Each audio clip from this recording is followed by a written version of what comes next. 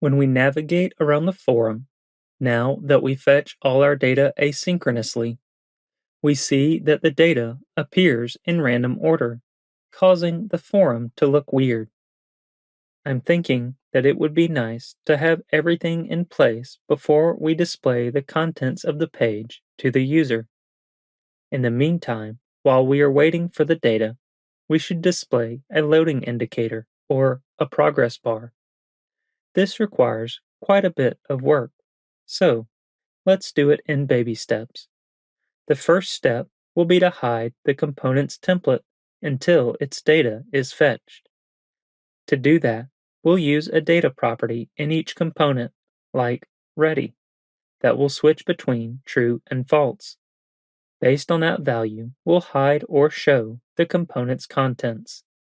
I will start with the home page. I will add the ready data and set it to false.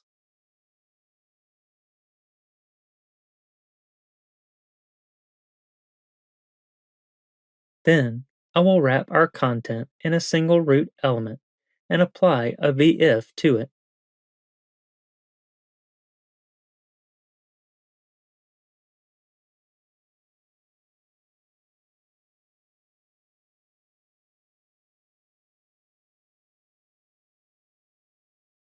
Now we have to set ready to true when all the data is fetched.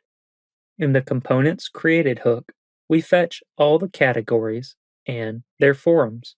We do that by dispatching the fetch all categories action and the fetch forums action. Let's add an await to fetch forums so that we know when it's finished.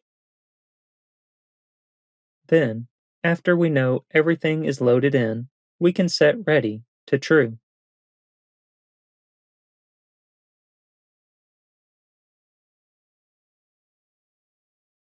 Awesome.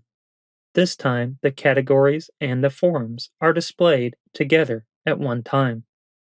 We want to implement this functionality on all our pages, but it would be a maintenance nightmare if we hard coded this ready state into each page from scratch.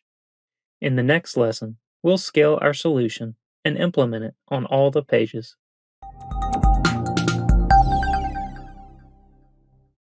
As we hid the template for the home page component until its data is fetched, we want to hide the template for all pages. We can, of course, repeat what we did in the previous lesson for all page components, but that's not ideal. We have a couple of options for making this functionality available in multiple components. One option is to use Vuex. Store the ready data and update it using actions and mutations. Another option is to create a base page component and extend it. Also, this is a common use case for mixins. All of these options are fine. For the sake of this example, we will use mixins.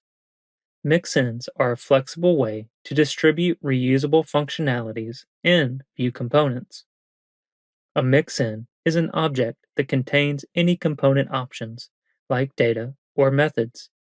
When a component uses a mixin, all options in the mixin will be mixed into the component's own options.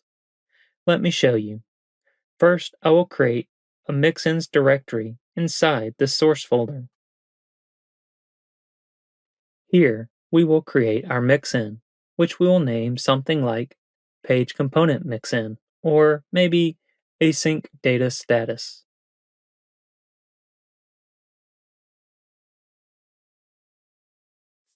From the mixin, we want to export an object with the options.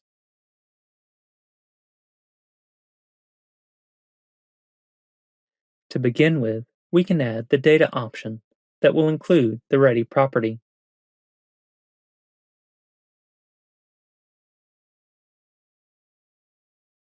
To use our mixin in the home page, we have to import it and specify it in the component's mixins option, which is an array.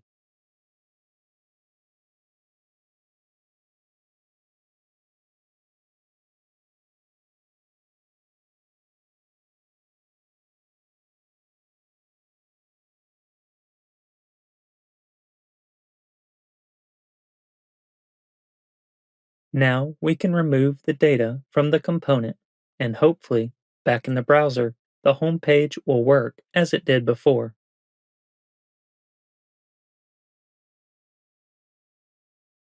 And it did.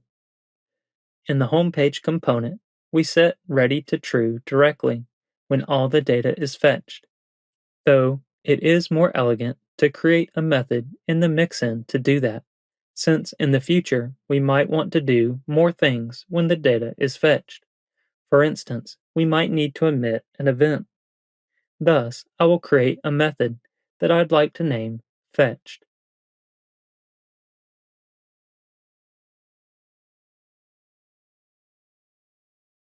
It's recommended to prefix all properties of a mixin to avoid conflicts with the component's properties.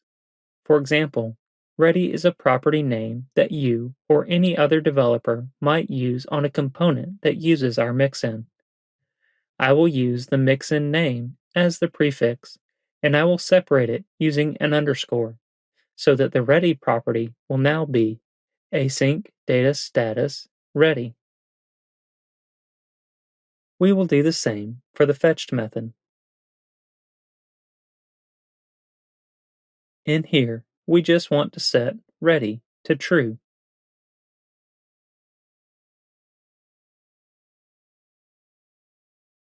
Let's get back to our component and use our new properties. When the data is ready, we'll call the fetched method.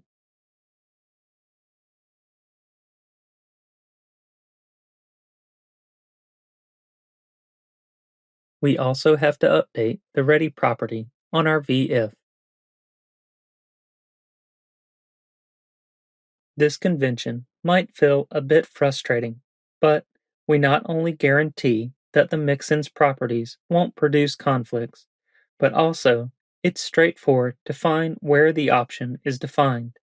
If we were using, for example, 5 mixins in this component, we would have to guess or go over all mixins to find where the ready property is declared. Okay, with the mixin in place, we can go through the page components that get data asynchronously and hide their contents until the data is fetched. These pages are the category page, the forum page, the thread create, edit, and show page.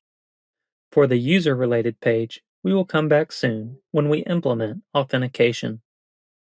To get started, I will import the mixin into these components.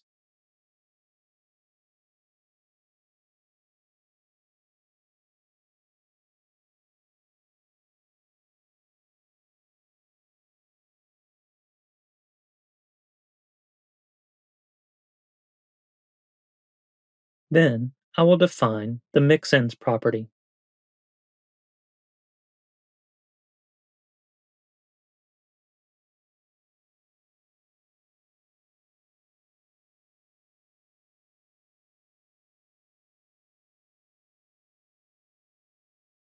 Next, we have to add the VIF on the root elements to hide their contents until the data is ready.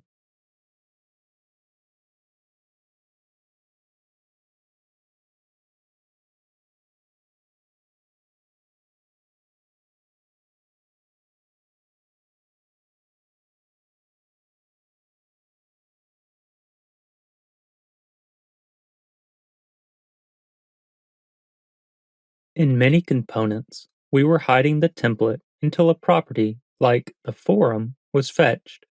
We don't need that anymore, since the ready property guarantees that we have all the data.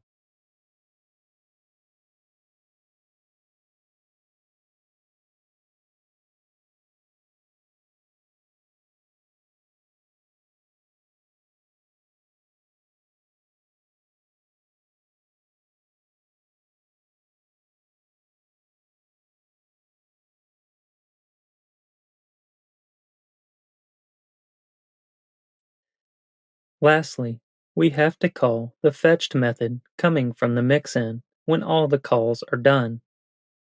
We'll make sure we have awaited all action calls and then call fetched.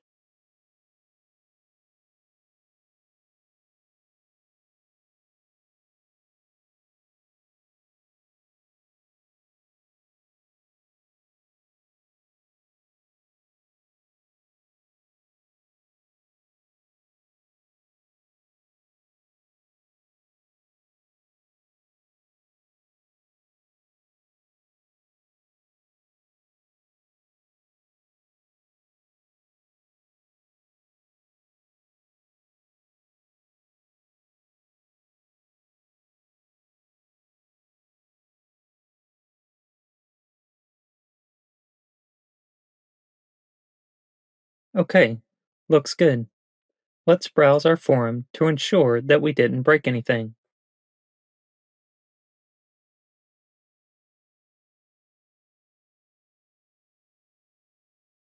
Awesome. This time, all the contents show up together. In the next lesson, we will conditionally display the page components to show a loading indicator while the data is being fetched.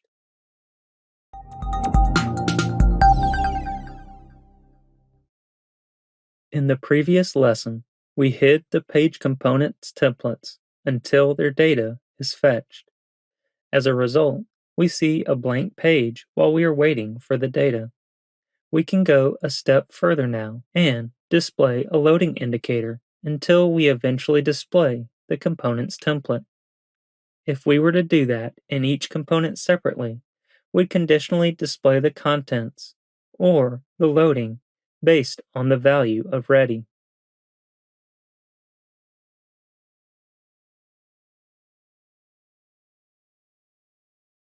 This works fine, but we don't want to repeat this functionality in every component. And when at some point down the road we want to update the loading message, we don't want to update it in every component. Though, if you are building a small application with only a couple of pages where the markup hierarchy is flexible, this approach is fine. There are a couple of elegant ways to share this functionality between all the page components. The one I like the best is to conditionally display the router view element. In case you didn't know it, the router view component coming from ViewRouter renders the match component for any given path. In other words, this component is the one that renders all of our page components based on the URL. Thus, in app.view, we can conditionally display the router view or the loading.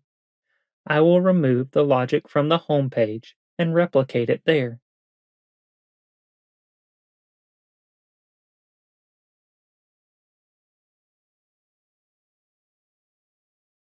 Let's say we have a show page property that we will base our statement on.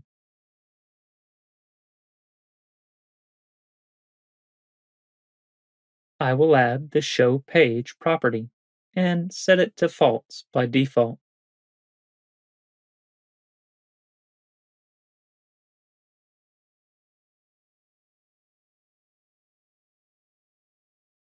Next, we have to set show page to true when the active page component has fetched the data. To notify app.view from the page component when the data is fetched, we will emit a custom event. We can set up an event listener on router view for the event, let's say ready.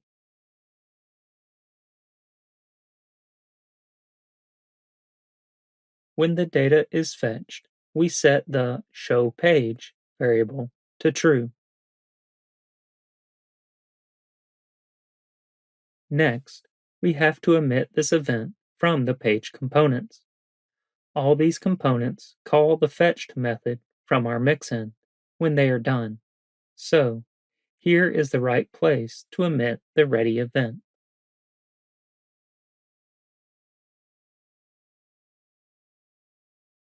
Let's review what we have done. In the page components, like home, we call the fetched method of the mixin when the asynchronous calls are done. In this method, we emit the ready event. And in app.view, we listen for this event, and when it happens, we set show page to true, and we hopefully display the contents of the component. If we check it in the browser, it looks like we're stuck loading. This happens because we are rendering router view using vif, which means that the component is not rendered unless show page is true. So, if we check View DevTools, only the app and the navbar components are being rendered. In order to set show page to true and eventually display the page, we need to render the component first so that it fetches the data and emits the event. To solve that, we will conditionally display the element using vShow instead of vIf. The difference between vIf and vShow is that vIf will render the element when the statement is true, and otherwise it will remove it from the DOM. On the other hand, vShow will always render the element and keep it in the DOM, and conditionally update the CSS display property to either show or hide the element. In general, vIf has higher toggle costs, while vShow has higher initial render costs. Thus, prefer vShow if you need to toggle something very often, and prefer vIf when the condition is unlikely to change at runtime. Because vShow doesn't support vElse, I will add a vShow to the loading div and show it when showPage is false. Here, we could also use vIf and render the loading conditionally, though because we will toggle the visibility of the loading every time we navigate to a page, it's cheaper to render the element once and hide it conditionally using vShow. Back in the browser, we now see the loading message and then the contents of the page. Though, if we navigate to another page, we still see it empty until the data is fetched. This happens because we set showPage to true the first time a component is ready, but we never reset it to false. Because the Firestore calls are fast, we don't really get the time to realize what's going on.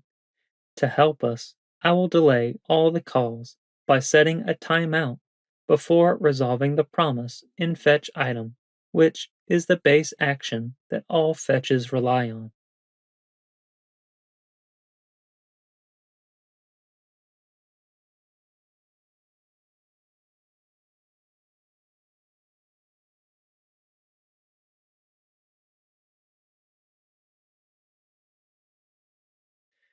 Now, in the browser, we have some time to grasp the flow.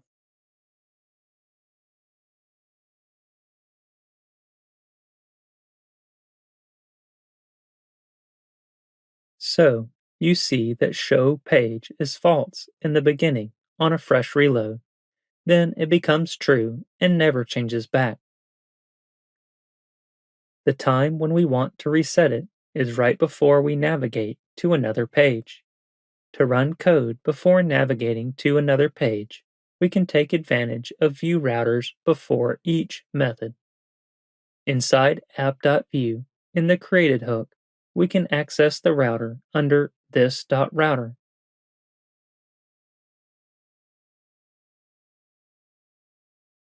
So here we can call before each and pass in a callback.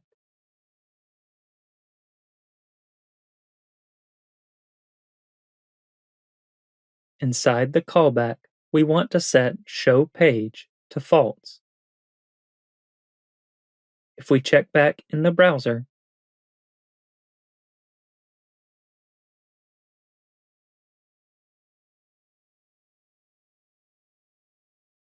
our loading works like a charm, though the page components that do not fetch asynchronous data, like the not found page, will never show up.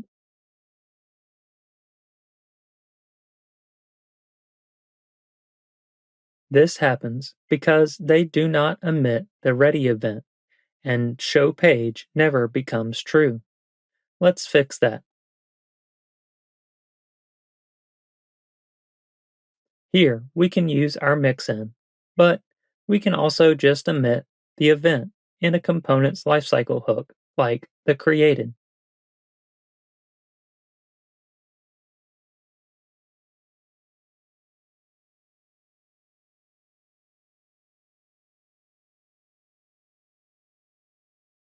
In the next lesson, we will get rid of the boring loading text and replace it with a cool loading spinner.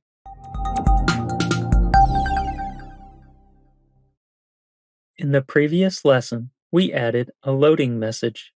it's time to replace it with a cool spinner. There are dozens of libraries to set you up with spinners. For our case, I have picked SpinKit. SpinKit is a library that offers many spinners that you can install through NPM or by just grabbing the spinner you like from their website. I will do that, since we don't really need to install a library to use just one spinner. I will create a component for our spinner. This is a base component, and thus I will name it App Spinner to be multi-worded and comply with the style guide. In the template, I'll place the markup we got from SpinKit, and next, copy the CSS in the style tag.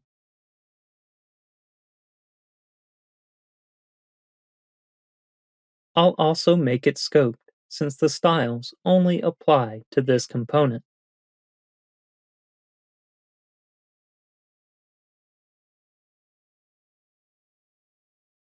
Here, we can easily change the color of the spinner, so I will change it to the forum blue. Let's use it now in app.view. Since the component name starts with app, it's considered a global component and is already registered for us in the main.js file, so we can just go ahead and use it in the template.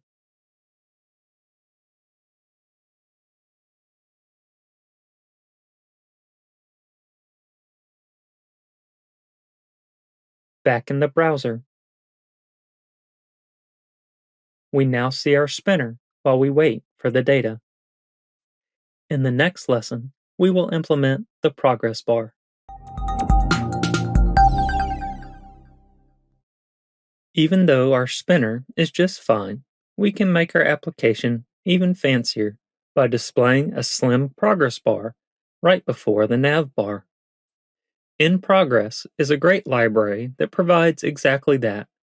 It's also straightforward to use, requiring a call to a .start method to start the progress bar and a call to end to stop it. Let's get to it.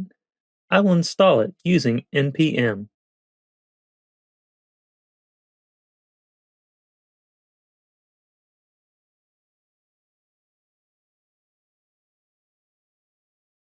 Now we can import it in app.view.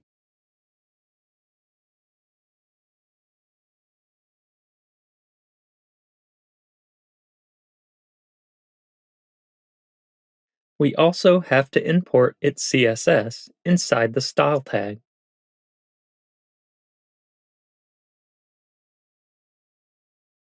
Here, we can use the tilde shorthand to point to the node modules directory, and then navigate to In Progress CSS.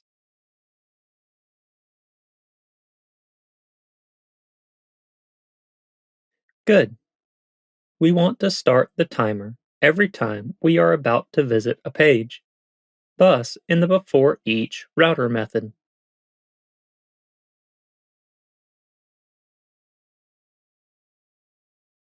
Next, we want the progress to complete when the page component is ready. We have an event listener for that, so I will create a method, something like onPageReady, and move the previous code here.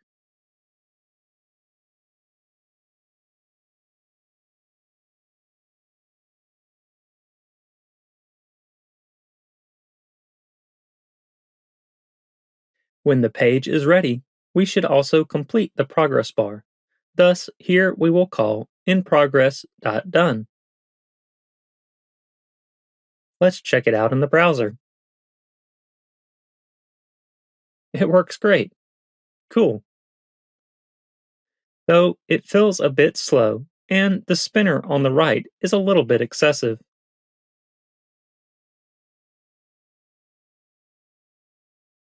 We can configure these before we start the timer using the configure method.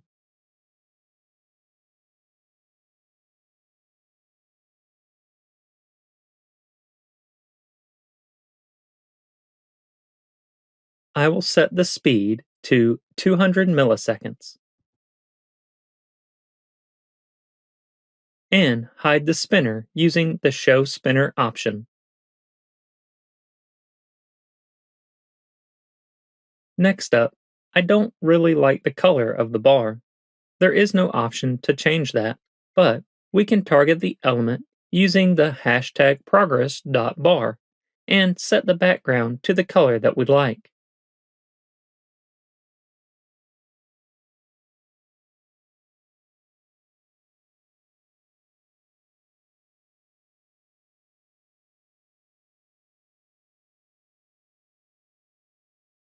Okay, let's give it another go. Great, it feels a little nicer this time. Now that we've got the loaders in place, let's remove the timeout from the fetch item action we added earlier.